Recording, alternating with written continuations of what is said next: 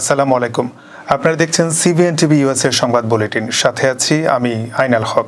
শুরুতেই essential home care সংবাদ শিরোনাম। ট্রাম্পের কড়া অভিবাসন নীতি ঘিরে আমেরিকায় মত বদলের ঝড়। যুক্তরাষ্ট্রের হুমকি উপেক্ষা করে এক হচ্ছে রাশিয়া, চীন, ভারত। এবং যুক্তরাষ্ট্রে সেনা ঘাঁটিতে গুলি, আহত ৫ সেনা।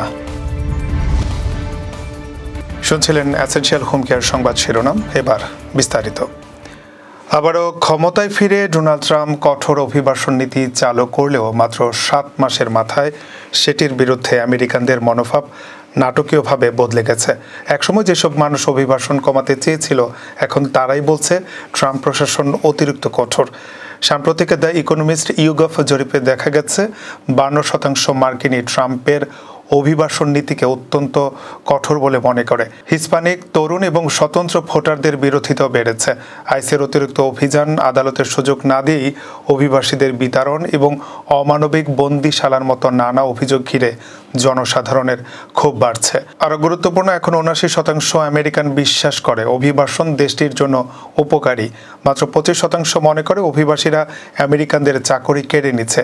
বিশ্লেষকদের মতে নির্বাচনে অভিবাসন ইস্যুতে রিপাবলিকানদের সুবিধা মিললেও কট্টর নীতি বজায় রাখলে আগামী দিনে ট্রাম্প প্রশাসনের জন্য চ্যালেঞ্জ বাড়বে। যুক্তরাষ্ট্রের শুল্ক হুমকি ও বাণিজ্যিক চাপে কর্ণপাত না করে ঘনিষ্ঠ হচ্ছে রাশিয়া, চীন ও ভারত। সম্প্রতি প্রেসিডেন্ট ট্রাম্প রাশিয়ার কাছ থেকে তেল আমদানির কারণে ভারতের উপর ২৫% শুল্ক আরোপের ঘোষণা দেন। তবে এসব হুমকি পাত্তা না দিয়ে একসঙ্গে কৌশলগত অবস্থান নিতে যাচ্ছে ৩ দেশের শীর্ষ নেতারা।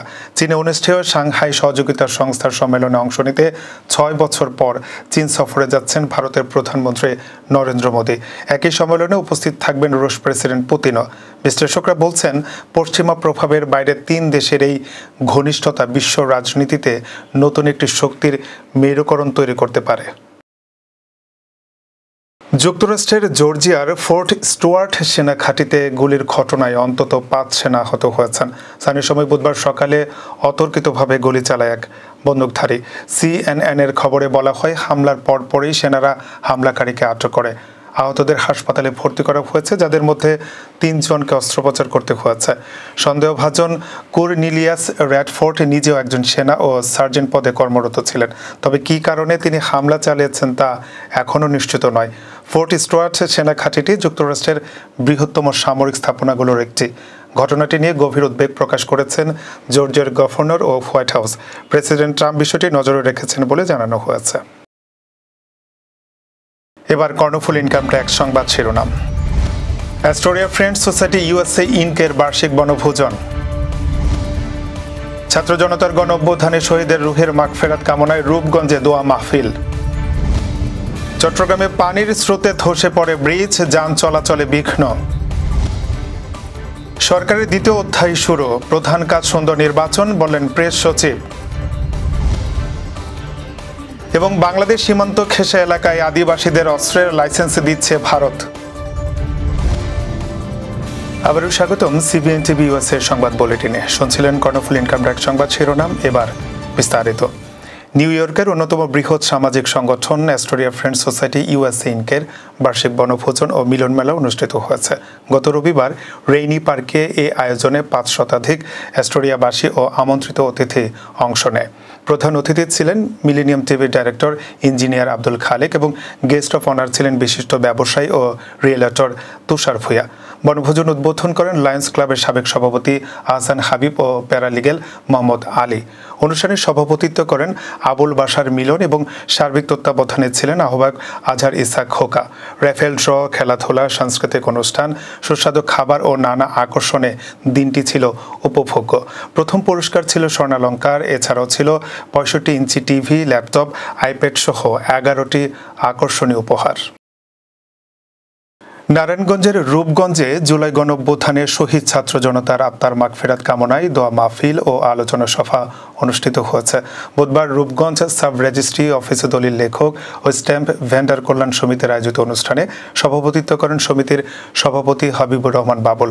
এতে প্রধান অতিথি হিসেবে উপস্থিত ছিলেন উপজেলা নির্বাহী অফিসার মোহাম্মদ সাইফুল ইসলাম। দলিল লেখক ও ভেন্ডার কল্যাণ সমিতির সাধারণ সম্পাদক আবু মোহাম্মদ মাসুমের সঞ্চালনায় বিশেষ অতিথি ছিলেন রূপগঞ্জ উপজেলা বিএনপির সভাপতি অ্যাডভোকেট মাহফুজুর রহমান হুমায়ুন, সাধারণ সম্পাদক বাসির উদ্দিন বাচ্চু, সাব রেজিস্ট্রার গোলাম মুর্তজা, মোহাম্মদ আহমেদ রাকিবুল মান্নান সহ আরও অনেকেই। প্রধান অতিথির বক্তব্যে সাইফুল ইসলাম বলেন, এই গণঅভ্যুত্থান আমাদের হৃদয়ে ধারণ করতে হবে এবং বুঝতে হবে এটা ছিল বৈষম্যের ও স্বৈরাচারের বিরুদ্ধে আমাদের গণতান্ত্রিক অধিকার আদায়ের একটি আন্দোলন। রাতভর বৃষ্টিতে চট্টগ্রাম নগরের অক্সিজেন ২ নম্বর গেট সড়কের স্টারশিপ এলাকায় ব্রিজ ভেঙে সড়কের এক পাশে যান চলাচল বন্ধ হয়ে গেছে। গতকাল দিবাগত রাতে পানির স্রোতে বৃষ্টি ক্ষতিগ্রস্ত হয়। এ ঘটনার পর বৃহস্পতিবার সকাল 10:30টার দিকে ধসে যাওয়া সড়ক পরিদর্শন করেন চট্টগ্রাম সিটি কর্পোরেশনের মেয়র ডাক্তার সাদাত হোসেন। এদিকে যান চলাচলে ধীর গতির কারণে অক্সিজেন ২ নম্বর গেট সড়কের উভয় পাশে দীর্ঘ যানজট সৃষ্টি হয়েছে। পাশাপাশি বিশ্ববিদ্যালয়গামী শাটল ও নাজিরহাট রোডে ট্রেন চলাচলও বিঘ্নিত হচ্ছে। 45 ইয়ার্সের একটা পুরানো ব্রিজ এবং এটা কিন্তু আমাদের অলরেডি সেই কাজগুলো করার আমাদের একটা প্ল্যান আছে এবং এগুলো আমরা ধরছি। আমরা প্রায় এটা 60 ফিট আমরা এই ব্রিজটা আমরা করে দেবো। যদি এখানে মাত্র এটা আছে কত এখন 20 ফিট আছে, এটাকে আমরা 60 ফিট আমরা করে দেবো। প্রধান উপদেষ্টার বরাত দিয়ে প্রেস সচিব শফিকুল আলম বলেছেন, আজ থেকে অন্তর্বর্তী সরকারের দ্বিতীয় অধ্যায় শুরু হয়েছে। দ্বিতীয় অধ্যায়ের প্রথম এবং প্রধান কাজ হচ্ছে নির্বাচন সুন্দরভাবে আয়োজন করা। বৃহস্পতিবার দুপুরে সচিবালয়ে মন্ত্রিপরিষদ বিভাগের সম্মেলন কক্ষে তিনি এসব কথা বলেন।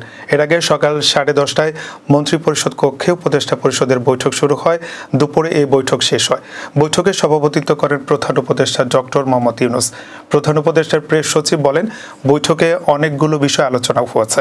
প্রধান উপদেষ্টা তার সূচনা বক্তব্যে বলেছেন, গত 5ই আগস্ট আমাদের অন্তর্বর্তী সরকারের প্রথম অধ্যায় শেষ হয়েছে। আজ থেকে দ্বিতীয় অধ্যায় শুরু। এ লক্ষ্যে গতকাল প্রধান উপদেষ্টা দপ্তর থেকে কমিশনকে নির্বাচন আয়োজনের জন্য বলা হয়েছে। ফেব্রুয়ারি মাসে রোজার আগে নির্বাচন আয়োজনের জন্য বলা হয়েছে। বৈঠকে নির্বাচনের তারিখ নিয়ে কোনো কথা হয়েছে কিনা জানতে চাইলে শফিকুল আলম বলেন, নির্বাচনের তারিখের বিষয়টা নির্বাচন কমিশন দেখেন, তবে যে টাইমলাইন অন্তর্বর্তী সরকার দিয়েছেন এখন সেটা নির্বাচন কমিশন ডেটে জানাবেন। এটা ওনাদের দায়িত্ব, তারাই আপনাদের জানাবেন। মুসলিম সংখ্যাগরিষ্ঠ বাংলাদেশের সীমান্ত লাগোয়া ভারতের আসাম রাজ্যের সরকার স্থানীয় আদিবাসী বাসিন্দাদের অস্ত্রের লাইসেন্স দেওয়ার ঘোষণা দিয়েছে। আসামের কট্টর হিন্দুত্ববাদী মুখ্যমন্ত্রীর এই ঘোষণায় রাজ্যের মুসলিমদের মাঝে ব্যাপক উদ্বেগ তৈরি হয়েছে। বৃহস্পতিবার ফরাসি বার্তা সংস্থা AFPর এক প্রতিবেদনে এই তথ্য জানানো হয়েছে। এর আগে আসামের মুখ্যমন্ত্রী হিমন্ত বিশ্ব শর্মা সতর্ক করে দিয়ে বলেছিলেন, অসমীয়া ভাষাভাষী জনগণ বাংলাদেশ সীমান্ত থেকে এমনকি নিজেদের গ্রামেও হামলার হুমকির মুখোমুখি হয়েছেন। ভারতের উত্তর পূর্বাঞ্চলীয় প্রায় 3,10,00,000 জনসংখ্যার এই রাজ্য জাতিগত, ভাষাগত ও ধর্মীয় দিক থেকে বিভাজিত এবং বিগত কয়েক দশকে বহু রক্তক্ষয়ী সংঘর্ষের সাক্ষী হয়েছে। 2011 সালের সর্বশেষ জাতীয় আদমশুমারি অনুযায়ী আসামের প্রায় 35% মানুষ মুসলিম, যাদের বেশিরভাগই বাংলা ভাষী। এছাড়া বাকিরা হিন্দু ধর্মাবলম্বী। ভারতের সাধারণত অস্ত্র নিয়ন্ত্রণ আইন অত্যন্ত কঠোর, কিন্তু রাজ্য জুড়ে হঠাৎ করে সবার জন্য অস্ত্রের লাইসেন্স উন্মুক্ত করে দেওয়ায় মুখ্যমন্ত্রী হিমন্ত বিশ্ব শর্মার এই উদ্যোগের তীব্র সমালোচনা করেছেন বিরোধী দলের নেতারা। এই পদক্ষেপকে ব্যাপকভাবে বাংলা ভাষাভাষী মুসলমানদের নিশানা করে নেওয়া হয়েছে বলে ধারণা করা হয়, যাদের মাতৃভাষা প্রতিবেশী বাংলাদেশের প্রধান ভাষা বাংলা। দর্শক, এই ছিল CBN TV US এর সংবাদ বুলেটিনে। শেষ করছি। পরবর্তী বুলেটিন দেখার আমন্ত্রণ জানিয়ে এতক্ষণ সাথে থাকার জন্য ধন্যবাদ সবাইকে।